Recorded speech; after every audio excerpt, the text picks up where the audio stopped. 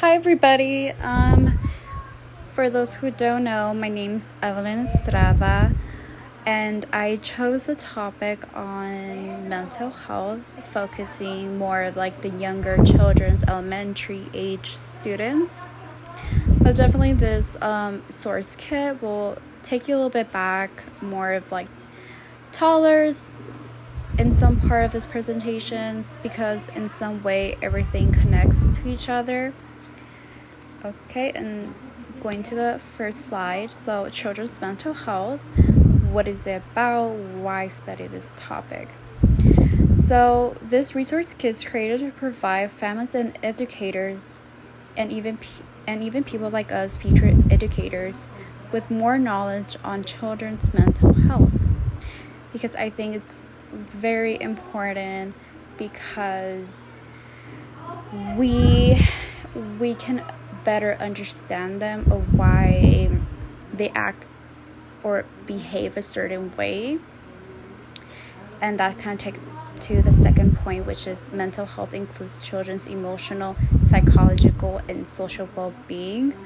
So when children's mental health components are disrupted, they're like, it's a negative mental health instead of a positive mental health. It can cause challenges and issues in how they feel, act, and think. And I think as educators, we need to think more on that, like, why is the student acting this way? Why is the student thinking this way? So that we can better understand them and give them the support they need. So because that's why we're there, so we can help them grow. Mental health is important for every stage from childhood to adulthood, but it's important to detect any flags before kindergarten to better support them. And this is kind of what I was talking about in the beginning, about detecting any flags before entering elementary, just because many schools have problem helping these students, giving them what they need. And so when students are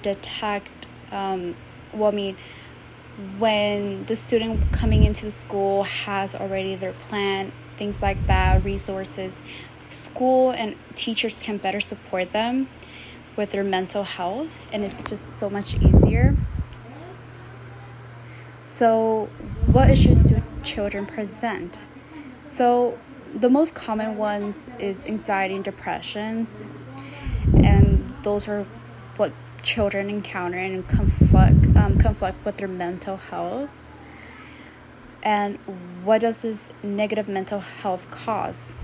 Elementary students have been showing suicidal and depressed signals because of sense of hopelessness.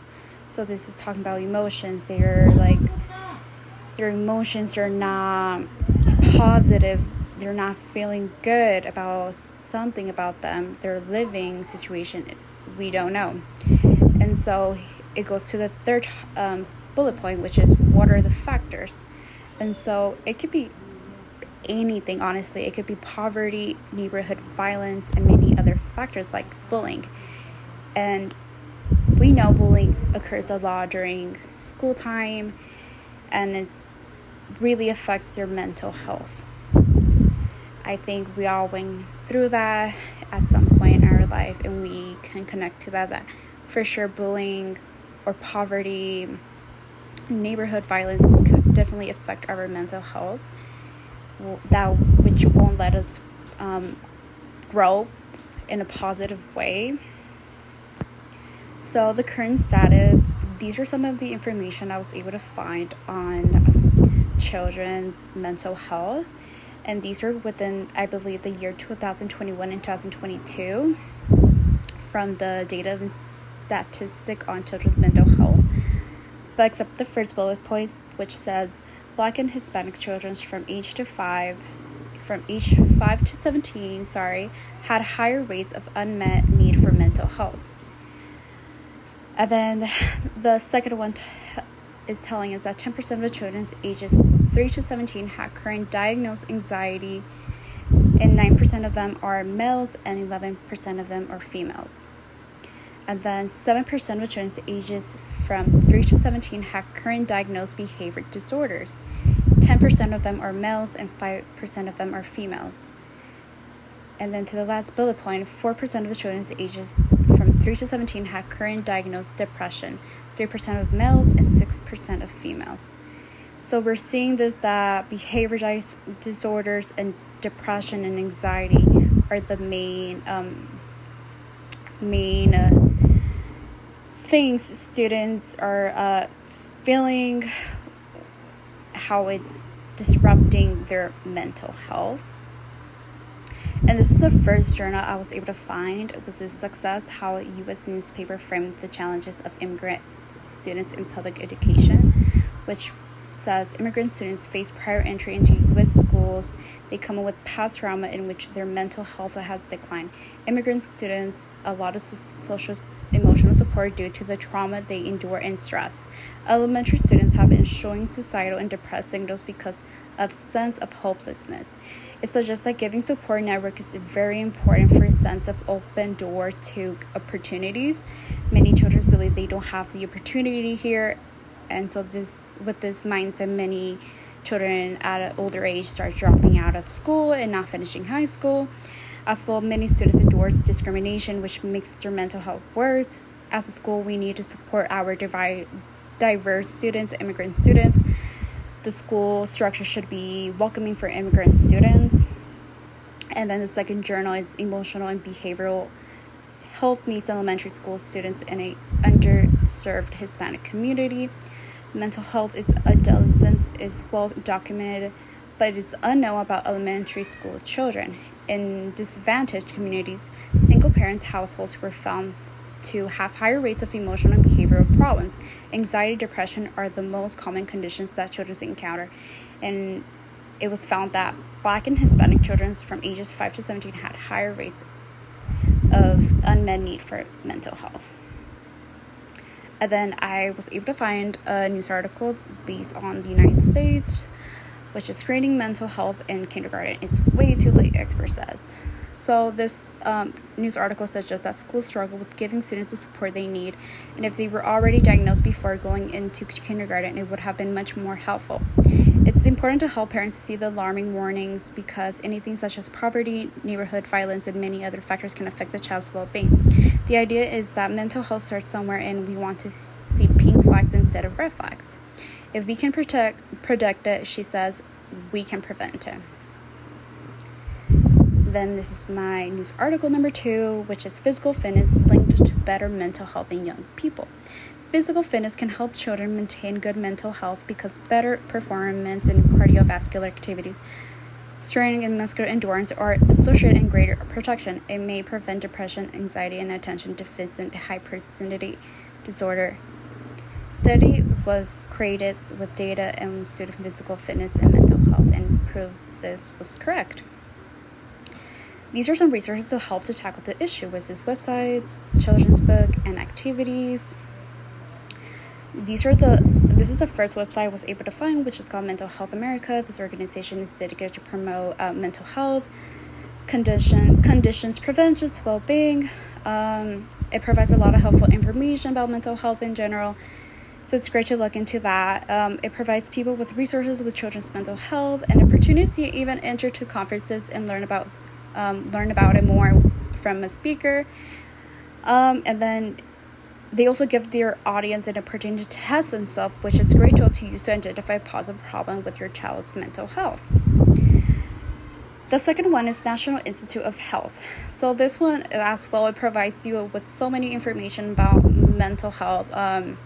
You're really able to look up anything health related. And if you search up children's mental health in the United States, it gives you a lot about it, of different stages, things that are affecting children's mental health. With any other questions, you can locate healthcare providers and facilities that can help you with your options. And then my last website is Society of Public Health Education is a nonprofit independent associated to promote health equity, behavior, community, and environments. Their purpose is to bring awareness on health and many other, but as well reduce risk, strengthen connection between behavioral science, and health education, improve community and conferences events. I learned that when looking up about elementary children, it provides ways to promote positive mental health and social emotional learning and many other information that parents and educators can use to build their knowledge. And then children's book is an awesome way to help and learn about mental health. Like this one, What Makes Me Happy. I really like this book because every page identifies one emotion, and through the illustrations, it demonstrates different ways this emotion is occurring. It's a great option to use for SEL or at home to read to the students so they can understand their own emotions.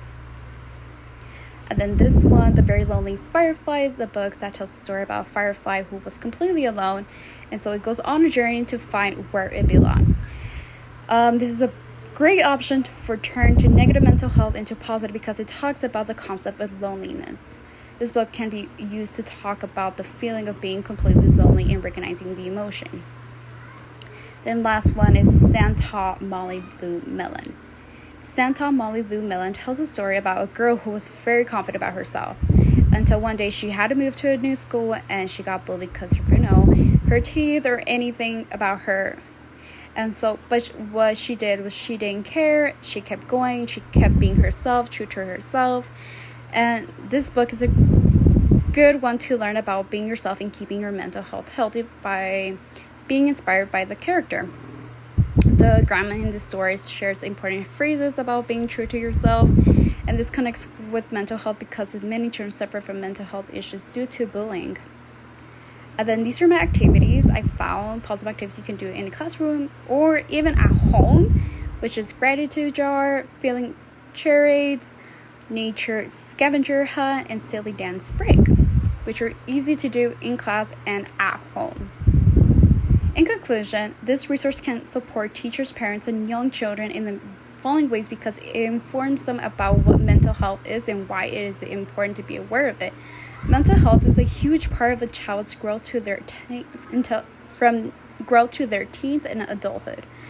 I can provide books and activities that we can do to support our children's mental health. My takeaway from this is we need to help children in every aspect of their well-being, and it's important to be aware of mental health in our children to give them the best support they need.